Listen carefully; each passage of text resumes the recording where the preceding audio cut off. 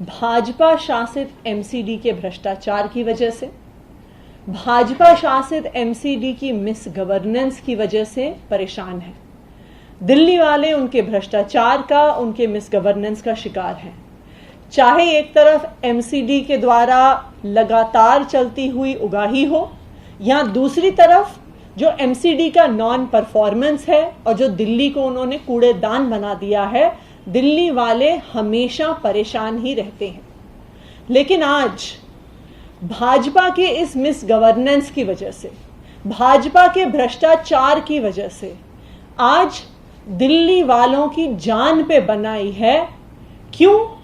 क्योंकि भाजपा शासित एमसीडी, जिसकी जिम्मेदारी है डीएमसी एक्ट के तहत एमसीडी की एक ऑब्लिगेटरी रिस्पॉन्सिबिलिटी है, दिल्ली में जो भी बीमारियां होती हैं जैसे मलेरिया, डेंगू, उनकी प्रिवेंशन एमसीडी की जिम्मेदारी है। लेकिन एमसीडी ने अपनी जिम्मेदारी से हाथ धो दिया है। एमसीडी ने दिल्ली में डेंगू को रोकने के लिए एक भी कदम समय से नहीं उठाया है और उसका खामियाजा आज दिल्ली वालों को भुगतना पड़ रहा है। आज दिल्ली देख रही है कि रोज डेंगू के केस बढ़ते जा रहे हैं, लेकिन मेरा भाजपा से सवाल है कि एमसीडी डेंगू के केस रोकने के बारे में क्या कर रही है। एमसीडी की जिम्मेदारी है कि वो घर घर जाके, डोर टू डोर जाके, उनके ब्रीडिंग चेकर्स की टीम घर घर जाके देख के आए कि किसी भी घर में पानी इकट्ठा तो नहीं हो रहा है, कहीं पे मच्छर तो नहीं हो रहे हैं, और अगर हो रहे हैं उस पानी को खाली करवाना, वहां पर दवाई डालना, तेल डालना, ये एमसीडी की जिम्मेदारी होती है। मुझे आज कोई भी ऐसा व्यक्ति बता दे जिनके घर में इस सीजन में एमसीडी वाले आए हैं मच्छरों की चेकिंग करने के लिए, आपको एक भी ऐसा इंसान नहीं मिलेगा। एमसीडी की दूसरी जिम्मेदारी है कि दिल्ली के हर कॉलोनी में, हर इलाके में फॉगिंग करने की, जिससे अगर मच्छर कहीं पनप भी जाए तो वो मच्छर फॉगिंग के द्वारा मार दिए जाएं। लेकिन आज के दिन में ना के बराबर फॉगिंग पूरी दिल्ली में हो रही है। ये दोनों एक्टिविटीज करने के लिए एमसीडी में एक पूरा विभाग है, एक एंटी मलेरिया डिपार्टमेंट है जिसमें कई लेवल के ऑफिसर्स होते हैं। उस एंटी मलेरिया डिपार्टमेंट को एक मेडिकल हेल्थ ऑफिसर हेड करता है, उसके नीचे एंटी मलेरिया ऑफिसर्स होते हैं, फिर सीनियर मलेरिया ऑफिसर्स होते हैं, और फिर डोमेस्टिक ब्रीडिंग चेकर्स होते हैं। हर वार्ड में 10 से 15 डोमेस्टिक ब्रीडिंग चेकर्स होना एमसीडी में अनिवार्य है। लेकिन एमसीडी में भाजपा ने जितना मिस गवर्नेंस किया है, जितना भ्रष्टाचार किया है, आज एमसीडी का ये हाल है कि तकरीबन जो एंटी मलेरिया डिपार्टमेंट है उसमें 70% से ज्यादा वैकेंसीज हैं।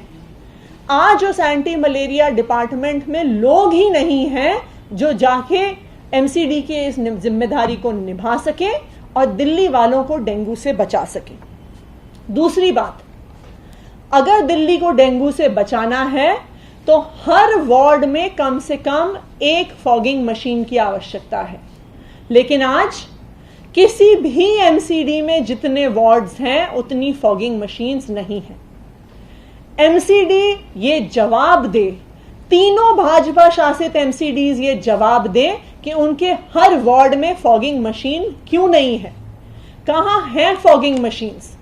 जो पैसा बजट में एलोकेट किया जाता है फॉगिंग मशीन्स के लिए, वो पैसा कहां गया? कि जब डेंगू का सीजन सर पे आता है तो आप देखिए साउथ एमसीडी में 104 वार्ड हैं, लेकिन उस 104 वार्ड में सिर्फ और सिर्फ 16 फॉगिंग मशीन्स हैं। 104 वार्ड में 16 फॉगिंग मशीन कैसे फॉगिंग करेंगी?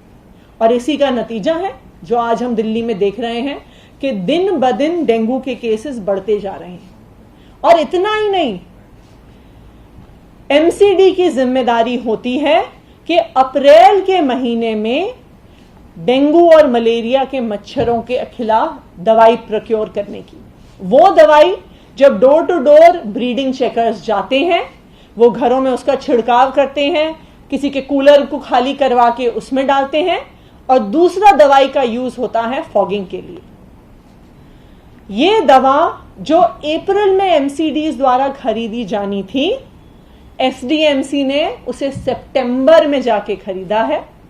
इतना ही नहीं, नॉर्थ और ईस्ट एमसीडी में अक्टूबर तक में डेंगू के खिलाफ जो दवा की जरूरत है वो नहीं प्रोक्योर हुई है।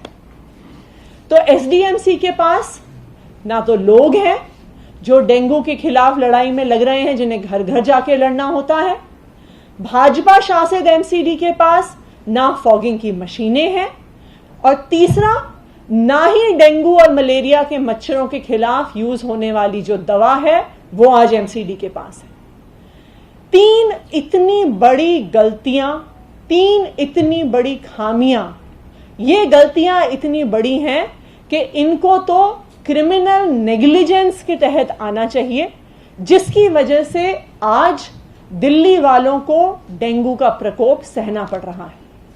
आज मैं भाजपा वालों से पूछना चाहूंगी, आज मैं भाजपा के नेताओं से पूछना चाहूंगी कि दिल्ली वालों ने ऐसा क्या गुनाह कर दिया कि आज आप दिल्ली वालों की जान से खेल रहे हैं। दिल्ली वालों ने ऐसा क्या गुनाह कर दिया कि आपकी जो जिम्मेदारी थी कि आप डेंगू के खिलाफ, मलेरिया के खिलाफ आपकी जो पूरी मशीनरी है, आपके पास जो पूरा बजट है, आपने उसे अपनी जेब में डाल लिया कि आपने दवाई नहीं खरीदी, आपने मशीनें नहीं खरीदी, और जो सारी वैकेंसीज एंटी मलेरिया डिपार्टमेंट में भरनी थी वो आपने नहीं भरी। और यही कारण है कि भाजपा के भ्रष्टाचार की वजह से, भाजपा के मिस गवर्नेंस की वजह से आज दिल्ली वालों को खामियाजा भुगतना पड़ रहा है। Thank you. दिल्ली में आम आदमी पार्टी के पार्षद हैं, तो उनकी क्या जिम्मेदारी है और उनकी तरफ से क्या कोई ऐसा कदम उठाया गया कुछ इलाकों में तो कॉपी हो जाए या फिर? देखिए, आम आदमी पार्टी के पार्षदों द्वारा, और ना सिर्फ पार्षदों द्वारा, बहुत सारे इलाकों में आम आदमी पार्टी के विधायकों द्वारा, उनके कार्यकर्ताओं द्वारा अपनी व्यक्तिगत छोटी फॉगिंग की मशीनें यूज करके फॉगिंग हो रही है। मेरी अपनी विधानसभा में हमने अपनी ऑफिस में एक फॉगिंग की मशीन खरीद के रखी हुई है कि जब हमें लोकली कहीं से रिक्वेस्ट आती है तो हम उस फॉगिंग की मशीन को भेजते हैं। लेकिन यह समझना जरूरी है कि ऐसे इंडिविजुअल एफर्ट से आप पूरी दिल्ली के हर घर में नहीं पहुंच सकते हैं।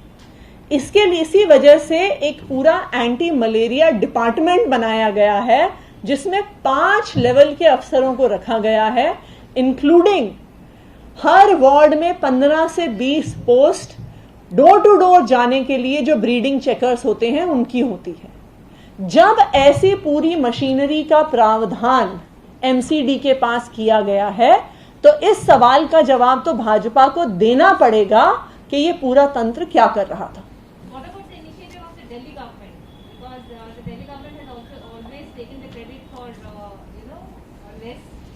in the cases in the past year also, then nobody spoke about the role of the MCDs. So what about Actually, it is not the campaigns that Delhi government has done. मैं तो मानती हूँ कि आज भी जितना dengue का बचाव हो रहा है वो एमसीडी की वजह से नहीं हो रहा, वो दिल्ली की जनता की वजह से हो रहा है। जो जनता का अवेयरनेस लेवल है, जो पिछले कई सालों से अलग अलग कैंपेन से बढ़ाया गया है, जो 10 हफ्ते 10 बजे 10 मिनट वाला कैंपेन पिछले 3 साल से हम लोग चलाते आए हैं, कि दिल्ली के लोगों में एक अवेयरनेस है कि हफ्ते में एक बार अपने घर में कहीं पे भी साफ पानी इकट्ठा हो रहा है तो आप उसे चेक कर लीजिए। बच्चों में एक अवेयरनेस है कि कहीं पे अगर साफ पानी इकट्ठा हो रहा है तो आप चेक कर लीजिए। लेकिन ये जिम्मेदारी सिर्फ और सिर्फ लोगों की नहीं है, ये जिम्मेदारी सिर्फ और सिर्फ सिटीजन्स की नहीं है। उनमें तो एक अवेयरनेस आया ही है, लेकिन जो एमसीडी को जिम्मेदारी पूरी करनी थी उससे उन्होंने पूरी तरह से अपने हाथ धो लिए हैं, and we are all paying the price for it. SDMC के मेयर से थोड़ी देर पहले हमारी बात हुई, उनका कहना था कि हर वार्ड में 2 से 3 फॉगिंग मशीनें हैं। जो खामियां हैं वो दिल्ली सरकार के पार्ट से फंड नहीं मुहैया कराया जाता है, सड़कें खोदकर छोड़ दी जाती है जिनमें पानी जमा होता है, उसके कारण मच्छर पैदा हो रहे हैं। एसडीएमसी के पास 104 वार्ड में 16 डेंगू के फॉगिंग व्हीकल्स हैं।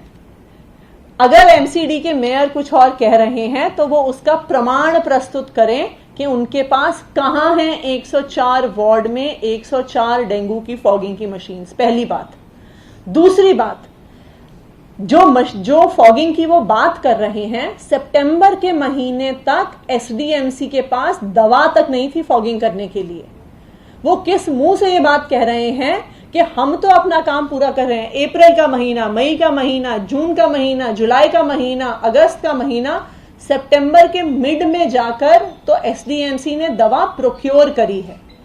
प्रोक्योर करने के बाद भी वो ग्राउंड लेवल वर्कर्स जो फॉगिंग कर रहे हैं, ऐसा तो है नहीं कि जिस दिन एसडीएमसी की सरकार के पास आ जाती है उसी के अगले दिन उनके पास पहुंच जाएगी। उसमें भी मिनिमम हफ्ते से 10 दिन का लैग टाइम किसी भी सरकारी प्रक्रिया में होता है। तो अगर एसडीएमसी ने फॉगिंग शुरू भी करी है तो उनके पास दवाई ही उनके फॉगिंग की टीम्स के पास एंड ऑफ सितंबर में पहुंची है। इसका वो जवाब दें।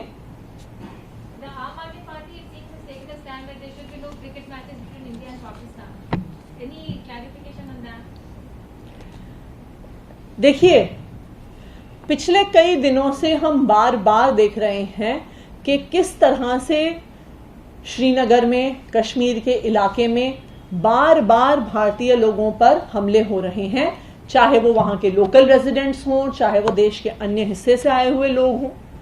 मुझे पूरा भरोसा है कि क्रिकेट मैच नहीं होने चाहिए वाले स्टैंड से हमारे माननीय प्रधानमंत्री जी भी सहमत होंगे, क्योंकि आपको भी याद होगा कि जब प्रधानमंत्री जी विपक्ष में होते थे तो वो बार बार इस बात पर सवाल उठाया करते थे कि जब पाकिस्तान द्वारा स्टेट स्पॉन्सर्ड टेररिज्म भारत की जमीन पर हो रहा है तो क्यों हम उनके साथ क्रिकेट खेल रहे हैं।